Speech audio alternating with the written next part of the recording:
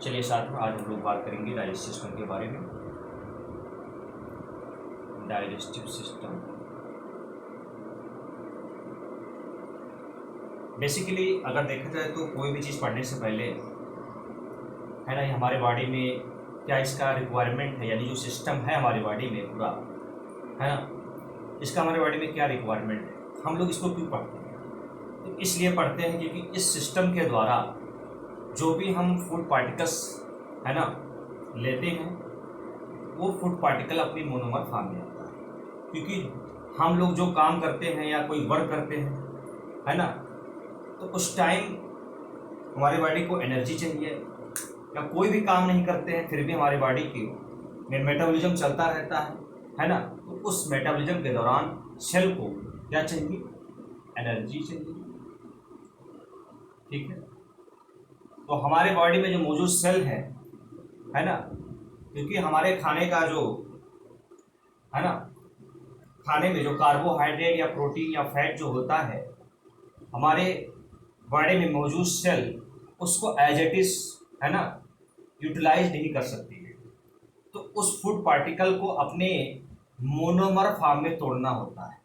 जब वो food particles अपने सिंपलेस्ट फॉर्म में आ जाएगा, तभी हमारी बॉडी की जो सेल है उसको यूटिलाइज कर पाए। इसलिए हम लोग डाइजेस्टिव सिस्टम पढ़ते हैं। आए बात समझ में?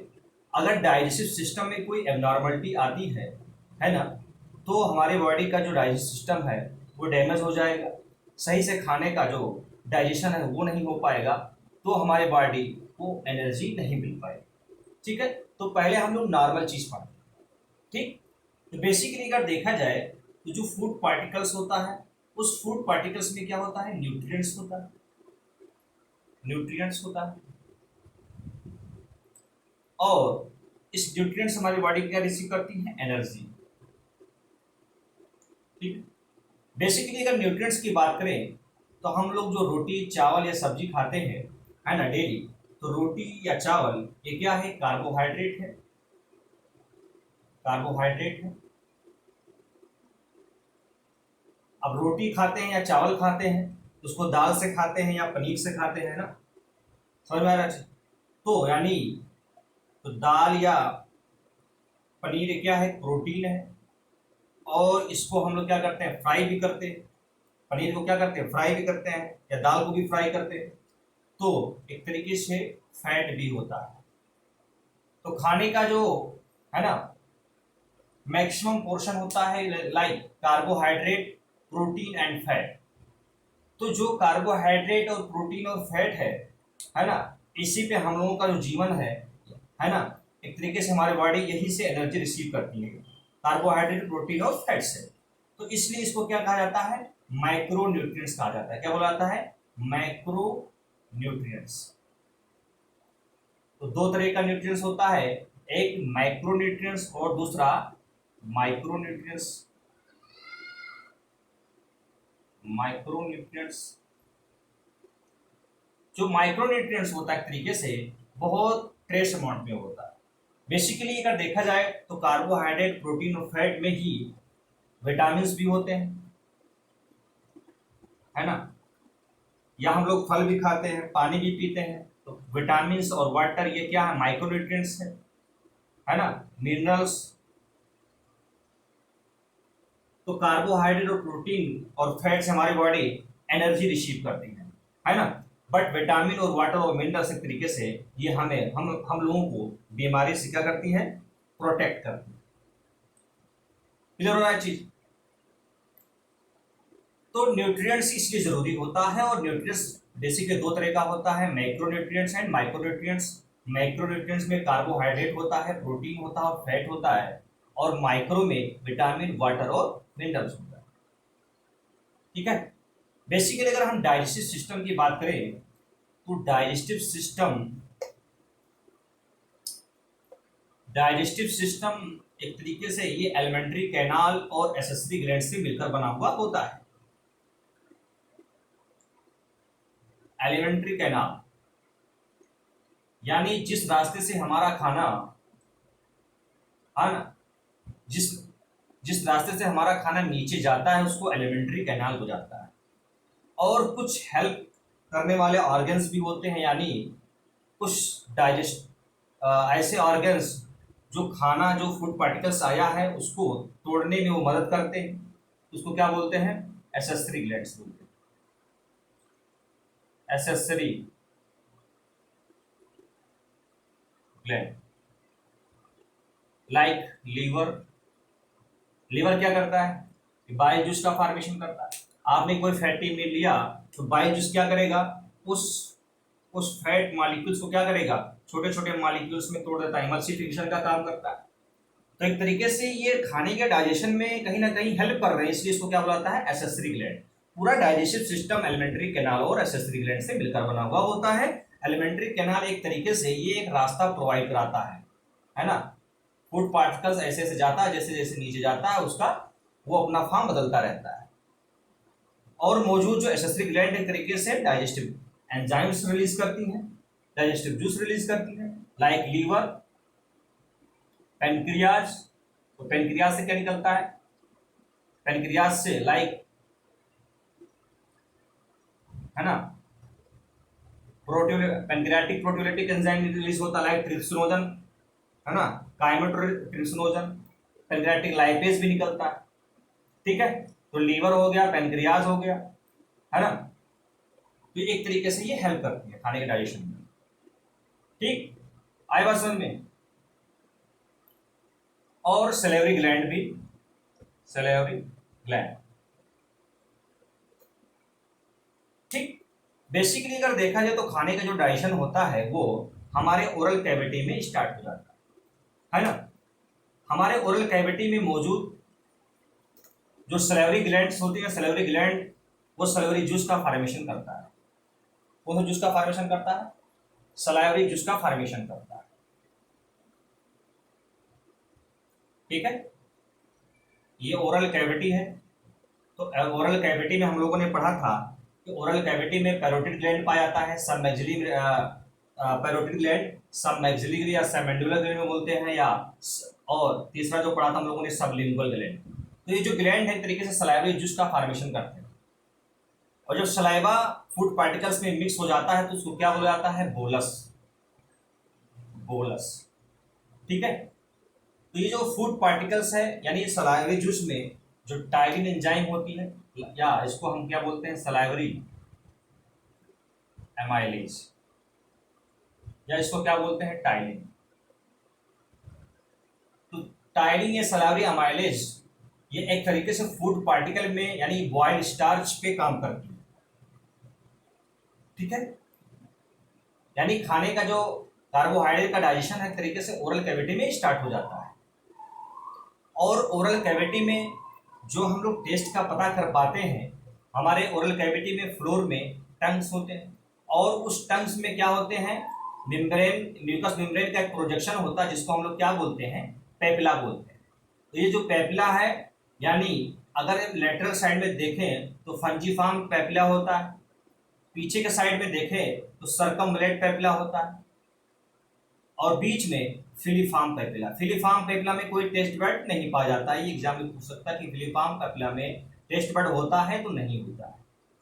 किसमें होगा? सर्कमब्लेट पेपिला में होगा और फंजीफार्म पेपिला में, और एक पेपिला और पाया जाता है फोलेट पेपिला।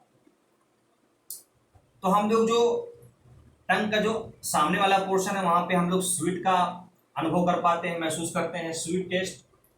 लेटरल साइड में साल्टी, यहाँ पे सावर, और पीछे के साइड में बिटर टेस्ट। बेसिकली ये जो हमारा हम लोग जो स्वीट, साल्टी या सावर या बिटर बोल पाते हैं, एक तरीके से ये टंग में मौजूद नर्व होते हैं, है ना। क्रेनियल नर्व्स होती हैं, like vagus nerve, facial nerve और ग्लॉसोफेरेंजियल नर्व। तो जो वेगस नर्व होती है, सॉरी, जो फेशियल नर्व होती है वो ओरल पार्ट से लेकर जाती है।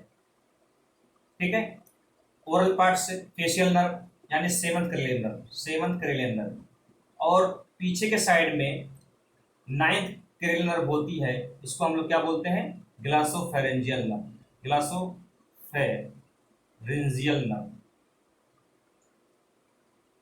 और कुछ नर्व और क्या कहते हैं, कुछ और भी टेस्ट बड होते हैं लाइक ग्लॉटिस या एपिग्लॉटिस में, या सॉरी ग्लॉटिस या उसके बाद फेरिंग्स वाले पोर्शन में, तो वहाँ पे क्या होता है, वेगस नर्व होता है, वेगस नर्व, वहाँ पे भी थोड़ा बहुत फेफड़ा पाए जाते हैं, तो वहाँ से कौन सा नर्व लेकर जाता है संदेश हमारे ब्रेन को, वेगस नर्व।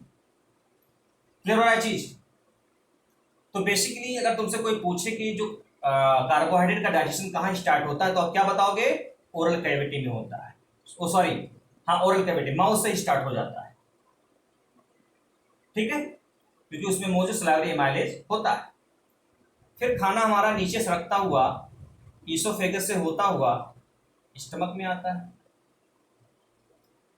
बेसिकली अगर बात करें ईसोफेगस की, तो ईसोफेगस एक तरीके से कैसा, एक तरीके से ट्यूबुलर स्ट्रक्चर होता है, मस्कुलर मस्कुलर ट्यूबुलर स्ट्रक्चर होता है। और जो ये ईसोफेगस है, ये हमारे ओरल कैविटी को और स्टमक को जोड़ने का काम करता है। यानी जो ईसोफेगस है ये ओरल कैविटी और स्टमक को जोड़ने का काम करता है। बेसिकली जो ईसोफेगस है ये हमारे नेक में पोस्टीरियर रीजन में होता है। एंटीरियर साइड में ट्रेकिया होता है, ट्रेकिया, और पीछे साइड में ईसोफेगस होता है। ईसोफेगस में ये एक तरीके से मस्कुलर स्ट्रक्चर है। अगर इसके हम ऊपर वाले पोर्शन की बात करें तो ये मसल्स स्केलेटल मसल्स की बनी होती हैं, स्केलेटल मसल्स, और बीच वाला स्केलेटल स्केलेटल और स्मूथ मसल्स से मिलकर बना हुआ होता है, स्मूथ मसल्स। और नीचे वाला जो बनता है, बना हुआ होता है, वो केवल स्मूथ मसल्स से मिलकर बना हुआ होता है, स्मूथ मसल्स। क्लियर चीज। तो ईसोफेगस का ऊपर वाला पोर्शन स्केलेटल मसल से मिलकर बना हुआ होता है, बीच वाला स्केलेटल और स्मूथ मसल से मिलकर बना हुआ होता है, और नीचे वाला स्मूथ मसल से मिलकर बना हुआ होता है। बेसिकली अगर देखें तो ईसोफेगस में कोई एंजाइम्स रिलीज नहीं होती, यानी कोई डाइजेस्टिव एंजाइम रिलीज नहीं करता है। लेकिन क्वेश्चन ये भी पूछा जाता है कि क्या ईसोफेगस में खाने का डाइजेशन होता है, तो आंसर इज यस। आंसर में क्या बोलोगे, यस। क्यों?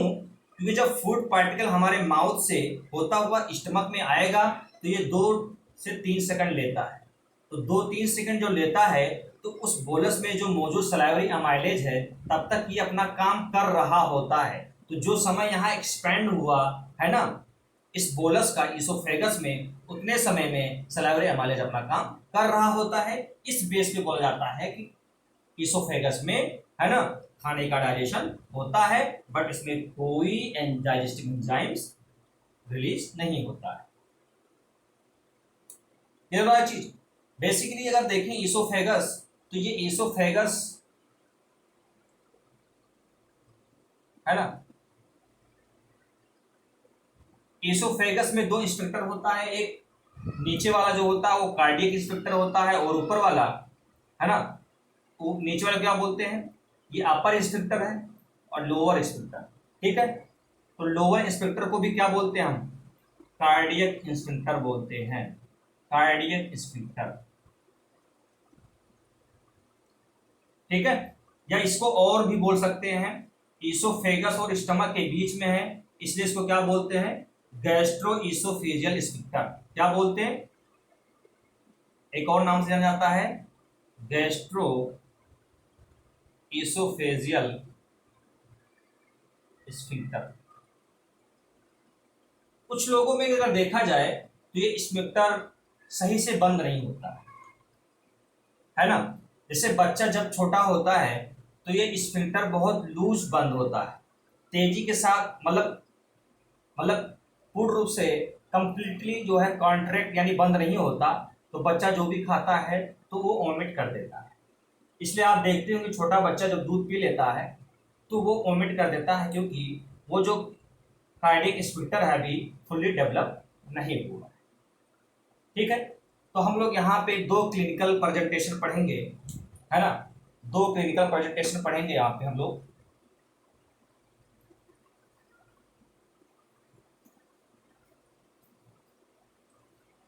देखिए ये है आपका ईसोफेगस, ठीक है। तो ईसोफेगस में यहाँ पे जो होता है क्या होता है, कार्डियक स्फिंक्टर, ये स्मूथ मसल से मिलकर बना हुआ होता है, ठीक है। कार्डियक स्फिंक्टर, इसको और नाम से जानता है कार्डियो, ओ सॉरी, गैस्ट्रो ईसोफेजल स्फिंक्टर, ठीक है। तो बेसिकली अगर देखा जाए तो जिसको है ना हार्ट बर्न यानी छाती में जलन होता है, तो हार्ट बर्न की बीमारी हमेशा ये नहीं है कि हार्ट बर्न की जो बीमारी है वो दिल की बीमारी होती है। अगर आप एक डॉक्टर हैं तो आपको डिफरेंशियल डायग्नोसिस आना चाहिए, यानी अगर छाती में जलन होता है किसी को, है ना, छाती में अगर जलन होता है, ठीक है, तो हमेशा हार्ट की बीमारी नहीं हो सकती है कि आपने ईसीजी कराया और रिजल्ट में आया कि जो है ईसीजी नॉर्मल आ गया, तो आपने बताया कोई दिक्कत नहीं, है ना। लेकिन अगर आपको ये भी मालूम होना चाहिए कि कभी कभी, है ना, जो स्टमक में मौजूद एसिड है वो ऊपर की तरफ चढ़ जाता है, तो उसकी वजह से भी छाती में जलन होता है, जिसको हम लोग क्या बोलते हैं, हार्ट बर्न बोलते हैं, ठीक है। तो हार्ट बर्न की केस, हार्ट बर्न क्यों होता है, क्योंकि जो कार्डियक स्फिंक्टर है ये ना अच्छे से कॉन्ट्रैक्ट नहीं होता। यानी हार्ट बर्न के केस में देखा जाए, हार्ट बर्न के केस में क्या होता है, कार्डियक स्फिंक्टर, कार्डियक स्फिंक्टर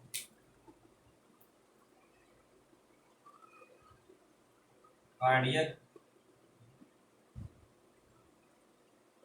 ये पेन सही चलता है, इसी से लेते हैं, ठीक है। तो जो कार्डियक स्फिंक्टर है वो सही से रिलैक्स, कॉन्ट्रैक्ट नहीं होता। Cardiac sphincter fail to contract, है ना, अच्छे से बंद नहीं होगा। तो जब अच्छे से बंद नहीं होगा तो मान लो खाना खाए हम लेट गए तुरंत, तो इसमें मौजूद जो एसिड है वो ऊपर चढ़ जाएगा, समझ में आ रहा है चीज, तो छाती में जलन होगा, हार्ट बर्न, ठीक है। या इस हार्ट बर्न को GERD भी बोला जाता है, गैस्ट्रो इसोफेजियल रिफ्लेक्स डिजीज, यानी जो एसिड है वो रिफ्लेक्स कर रहा है, ठीक है, समझ में आ रहा है चीज। तो गैस्ट्रो इसोफेजियल रिफ्लेक्स डिजीज भी बोला जाता है, या इसको पायरोसिस भी बोला जाता है, पायरोसिस, ठीक है, पायरोसिस, ओके।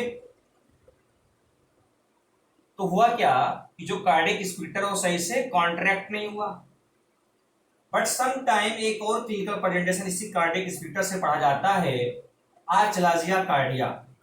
तो आचलाजिया कार्डिया में क्या होता है, नाम से ये पता है कि आचलाजिया कार्डिया, भैया चला जा, यानी ये बंद है, यानी ये fail to relax.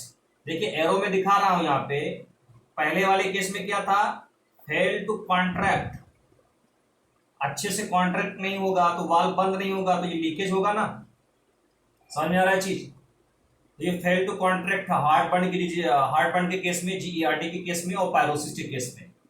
But एचलाजिया cardia में क्या होता है कि जो स्फिंक्टर है वो सही से रिलैक्स नहीं होता, जब रिलैक्स नहीं होगा तो फूड पार्टिकल्स का नीचे आ पाएगा, नहीं आ पाएगा, तो आपको अटका हुआ महसूस होगा, तो इस केस को क्या बोलते हैं, आचलाजिया कार्डिया, यानी cardiac sphincter, cardiac sphincter fails to relax. Clear हो रहा है चीज, आया समझ में।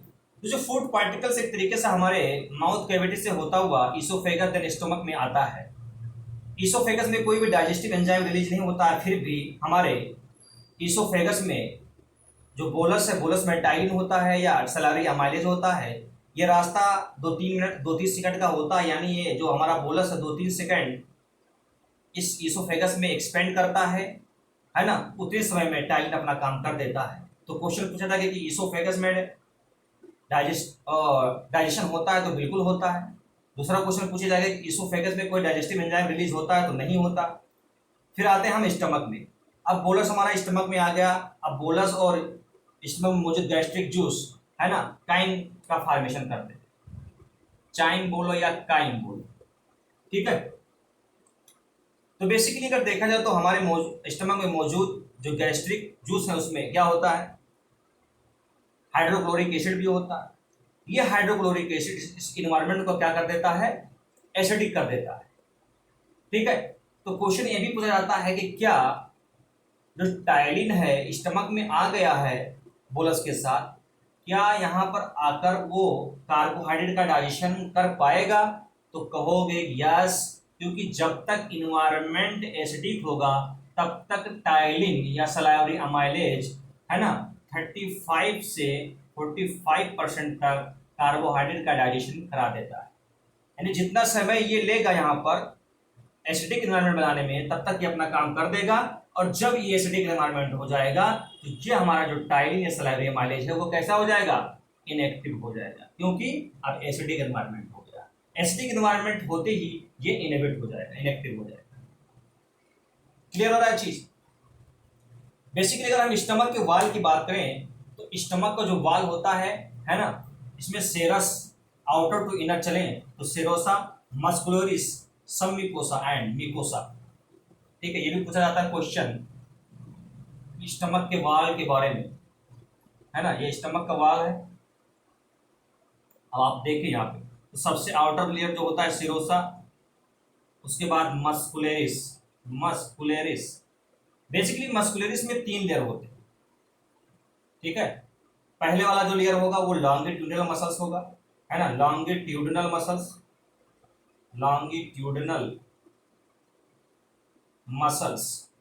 उसके बाद सर्कुलर मसल, सर्कुलर मसल्स। उसके बाद होगा ऑब्लिक मसल्स, मसल्स यानी स्टमक में ऑब्लिक मसल्स भी पाया जाता है, ठीक है। उसके बाद आएगा म्यूकस, सॉरी सब म्यूकस, सब म्यूकोसा, देन म्यूकोसा। तो सेरस, मस्कुलिस, सब म्यूकोसा एंड म्यूकोसा। यानी इसी मसल्स में जो मसल्स होता है तरीके से मस्कुलरिस, है ना, इसी में हमारे एंटेरिक न्यूरॉन्स होते हैं, या सब म्यूकोसा में भी एंटेरिक न्यूरॉन्स पाए जाते हैं, जो हमारे स्टमक की मोटिलिटी और है ना सिक्रेटरी फंक्शन को के लिए रिस्पॉन्सिबल होते हैं। हम लोगों ने ये है ना पहले ही पढ़ रखा है कौन कौन से न्यूरॉन्स होते हैं, वो लोग हम लोगों ने डिस्कस किया इसके बारे में, इसलिए हम यहाँ पे एक्सप्लेन नहीं करेंगे, ठीक है। बेसिकली जो म्यूकोसा है एक तरीके से यहाँ पे अगर देखा जाए तो ये जब खाना हमारा स्टमक में आता है ना, तो जो म्यूकोसा है ये फैल जाता है, और जब खाना या पेट जब खाली रहता है तो इसमें एक फोल्डिंग लाइक स्ट्रक्चर पाया जाता है, इसको बोलते हैं गैस्ट्रिक रूगे।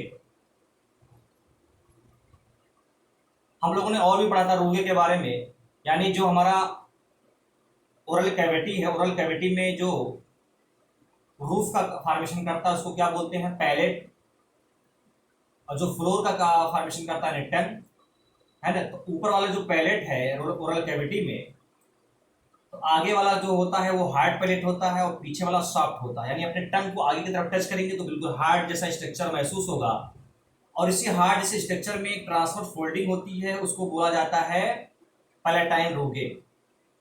खाने को अच्छे से पकड़ पाए इसलिए ये रहता है। कार्निवरस में, है ना, कार्निवरस में ये ज्यादा डेवलप होता है ना, कार्निवरस एनिमल्स में ज्यादा डेवलप होता है, ठीक है। तो ये जो तरीके से रोगे है ना, तो यहाँ पे गैस्ट्रिक रोगे होता है, ऐसे वैजाइनल रोगे भी पाया जाता है।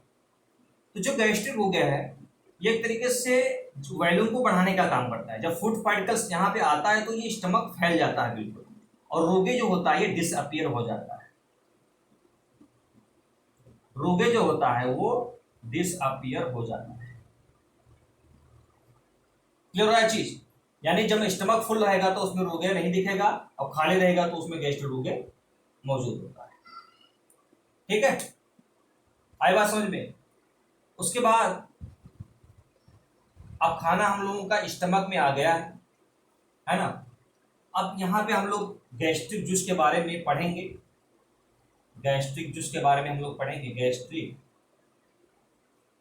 जूस नेक्स्ट लेक्चर में। ठीक है, थैंक यू।